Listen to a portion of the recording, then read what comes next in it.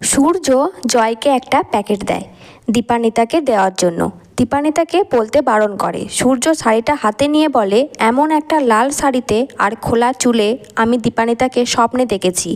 ও তো গ্রাম থেকে এসেছে আর ফিনান্সিয়াল দিকটাও ভালো না। আমি দেখতে চাই স্বপ্নে যে আসে সে কি দীপান্বিতা। এদিকে সেনগুপ্ত বাড়িতে দীপা সাজলে সোনারূপা বলে মাকে মা লাগছে না।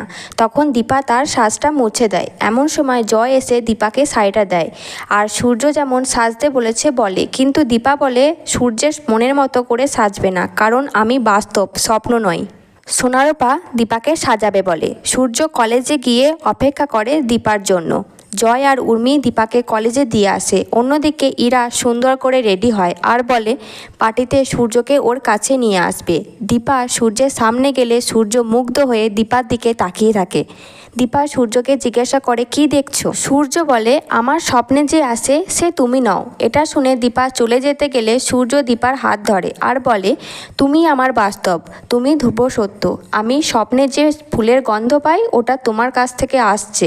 দীপা এবার বলে, তাহলে আমাকে নতুন করে চিনে নাও সূর্য। ইরা সূর্যকে দীপার কাছ থেকে সরাতে একটা মেয়েকে বলে সূর্যকে পার্টিতে নিয়ে যেতে। পার্টিতে ইরা দীপাকে অপ্রস্তুতে ফেলার জন্য গান গাইতে বলে। দীপা বলে, আগে থেকে জানলে রেডি হয়ে আসতো। ঋত্বিক দীপাকে ব্যঙ্গ করতে শুরু করলে সূর্য বলে, দীপা তুমি পারবে। দীপা গান গাইতে শুরু করে। সূর্য মনে মনে ভাবে, এই গানের গলাটা আমার চেনা। সূর্য গিয়ে দীপার সাথে গলা মেলায়।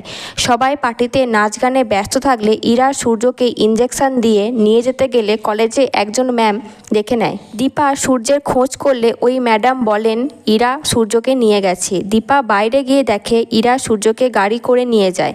ইরা সূর্যকে ঘরে শুয়ে ক্যামেরা সেট করে বলে, আমাকে তো সেনগুপ্ত বাড়িতে থেকে যেতেই হবে, না হলে দলের লোক আমাকে খুঁজে বের করে মেরে ফেলবে। ইরা অচেতন সূর্যের কাছে গিয়ে বলে, তুমি সুস্থ হলে তো বলে দেবে আমি তোমাকে ট্র্যাপে ফেলেছি।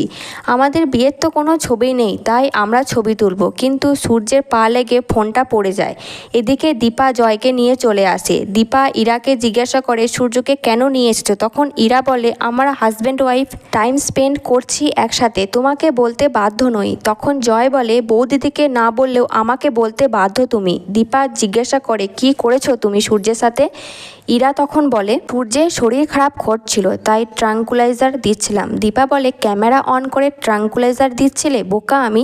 জয় দীপা সূর্যকে বাড়ি নিয়ে আসে। সূর্য দীপার আঁচল ধরে থাকলে দীপা সূর্যের ঘরে রাত্রে থেকে যায়। সকালে সোনারূপা ওদের বাবা মাকে এক করতে সূর্যের সাথে কানামাছি খেলে। সূর্যের সামনে দীপা চলে গেলে দীপার ওপর সূর্য পড়ে যায়।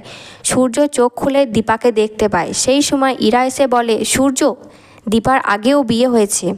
এটা শুনে সূর্য অবাক হয়ে যায়। কি মনে হয় ইরা কি সব সত্যি সূর্যকে বলে দেবে? জানতে হলে দেখতে থাকুন টলিউড গল্প। আর অনুরাগের ছোঁয়ার পরবর্তী এপিসোডগুলি দেখার জন্য আমার চ্যানেলটিকে সাবস্ক্রাইব করে পাশে থাকা বেল আইকনটি ক্লিক করে রাখবেন। আর ভিডিওটি ভালো লাগলে অবশ্যই একটি লাইক করবেন।